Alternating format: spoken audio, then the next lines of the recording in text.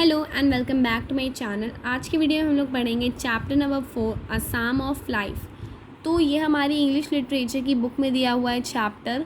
तो इसका मतलब क्या है, इस पूरे चैप्टर में यही सब दिया हुआ है कि हमें कैसे रहना चाहिए, कैसी ज़िंदगी जीनी चाहिए और अपनी ज़िंदगी में क्या क्या गोल हासिल करना चाहिए। तो चलिए पढ़ते हैं। तो इस पोएम में हमारे 1 2 3 4 स्टैंजाज हैं और इस पोएम को लिखा है हेनरी वर्ड्सवर्थ लॉन्गफेलो ने। तो इन्हें हम लोग शॉर्ट फॉर्म में कहते हैं HW लॉन्गफेलो। ठीक है, तो चलिए स्टार्ट करते हैं। Life is real, life is earnest. इसका मतलब है कि ज़िंदगी असली है और ज़िंदगी सिंसियर है, यानी कि इन दोनों का मतलब एक तरीके से असली ही है। ठीक है, ज़िंदगी हमारी जो होती है वो असली होती है। ठीक है, and the grave is not its goal. और जैसे हम लोग मरना ही, ग्रेव का मतलब क्या होता है कि हम लोग इस पोएम में हमें ग्रेव का मतलब मरना दिया गया है। ठीक है, and the grave is not its goal, मरना ही इसका लक्ष्य नहीं है, यानी कि ज़िंदगी असली है। आप लोग ये ना सोचिए कि ज़िंदगी नकली है, ज़िंदगी असली है। और grave is not its goal, मरना ही ज़िंदगी का गोल नहीं है। दस थो art to dust returnest was not spoken of the soul. Dust thou art, इसका मतलब है कि हम लोग देखो, हम लोग जो है जिस मिट्टी से निकले, इंसान मिट्टी का बना होता है। तो अगर हम लोग जिस मिट्टी से निकले होते हैं उसी मिट्टी के अंदर जाना हमारा लक्ष्य नहीं है। मतलब जाना तो हमें एक ना एक दिन है ही, लेकिन कुछ ऐसा काम करके जाएं जिससे जाने के बाद भी लोग हमें याद करें और हमसे प्रेरणा लेते रहे। Was not spoken of the soul, ऐसा सोल ने नहीं कहा, यानी कि सोल यानी कि आत्मा। ठीक है, तो हमारी आत्मा तो अमर है, तो वो तो कभी मर ही नहीं सकती। मरता मनुष्य है, आत्मा तो अमर रहती है। तो इसका मतलब है कि ये सोल ने या हमारी आत्मा ने ये नहीं कहा है कि जिस मिट्टी से तुम लोग निकले उसी मिट्टी में चले जाओ और कुछ काम भी ना करो। ठीक है, तो इस स्टैंजा का मतलब आपको अच्छे से समझ आया। इसको आप लोग अच्छे से रीड करेंगे चैप्टर को तो आपको एकदम तुरंत समझ आ जाएगा इसका मतलब। सो चलते हैं सेकेंड स्टैंजा पे। Not enjoyment and not sorrow, ना ही खुशी और ना ही दुख। देखो, हमें लाइफ में एक चीज़ नहीं मिलेगी, खुशी भी मिलेगी, दुख भी मिलेगा। ऐसा नहीं कि आपको सिर्फ और सिर्फ खुशी ही मिलेगी और ऐसा भी नहीं है कि सिर्फ और सिर्फ दुख ही मिलेगा।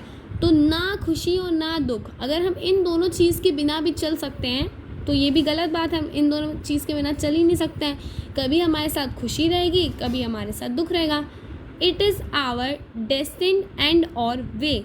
ठीक है, तो इसका मतलब है कि यही हमारा एंड है और यही हमारा रास्ता है। मतलब कि खुशी और दुख के साथ ही हमें चलना पड़ेगा। वे यानी कि इसी के साथ हमें चलना है, और जब हमारी लाइफ समाप्त होगी, यानी कि जब हम मरेंगे, तो इसी के साथ हमारी लाइफ एंड होगी। खुशी और दुख के साथ ही हम मरेंगे। But to act that each tomorrow find us the farther than today. इस दोनों लाइन का मतलब भी है कि जैसे हम लोग को अपना आज अच्छा बनाना है ताकि हमारा कल अच्छा हो। But to act then each tomorrow, यानी कि कल अच्छा बनाने के लिए find us the farther than today, आज को अच्छा बनाओ तो हमारा कल भी अच्छा बनेगा। तो इस दोनों स्टैंजा का मतलब मैंने आपको बता दिया। अब चलते हैं स्टैंजा नंबर 3 पे। In the world's broad field to battle, in the bivouac of life, be not like dumb driven cattle, be a hero in the strife. तो ये वाला जो पैरा है काफ़ी ज़्यादा अच्छा है। इस पैरा का मतलब है, पहले हम लोग लाइन का मतलब समझते हैं। इस लाइन का क्या मतलब है? In the world's broad field of battle. तो फील्ड मतलब होता है मैदान, और बैटल यानी कि युद्ध का मैदान। ये जो दुनिया है ये एक युद्ध का मैदान है।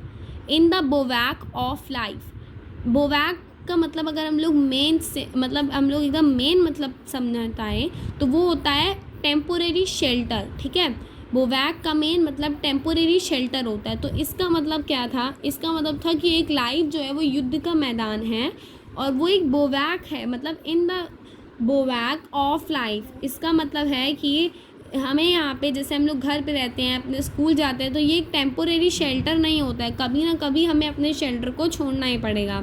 B not like dumb driven cattle, be a hero in the strife.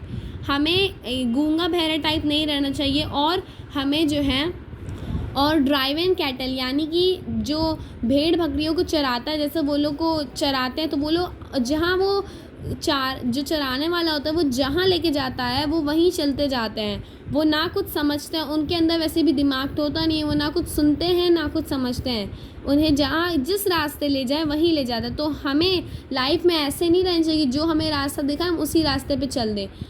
हमें अपना रास्ता खुद बनाना चाहिए। B a hero in the strife.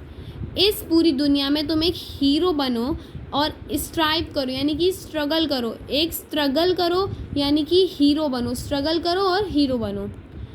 तो फोर्थ स्टैंजा है, let us then be up and doing with a heart for the any fate, still achieving, still pursuing, learn to a labour and to wait. तो इसका मतलब है कि आप खड़े हो जाओ और अपना काम करो। जैसे कि अगर आपने पढ़ाई करी है तो आप घर पे ना बैठ जाओ, जॉब के लिए अप्लाई करो और जगहों पे जाओ। तो इसका मतलब यही है कि आप खड़े हो जाओ और अपने काम की तरफ बढ़ो। With a heart for the fate, अपने दिल के साथ अपने काम की तरफ बढ़ो और जो काम में आपका दिल लगे वो काम करो।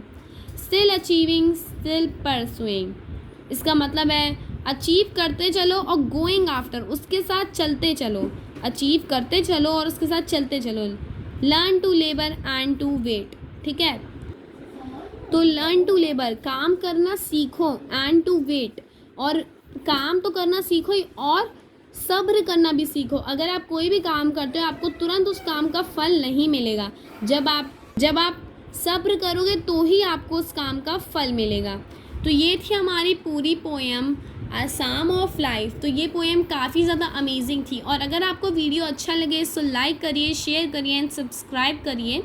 तो ये पोएम हमारी काफ़ी ज़्यादा अच्छी थी। तो ये पोएम तो आप लोगों को लर्न भी तुरंत ही हो जाएगी क्योंकि हमारी लाइफ के बारे में ही पोएम दी है। और इस पोएम से हम लोग को ये भी समझ आता है कि हमें अपनी लाइफ में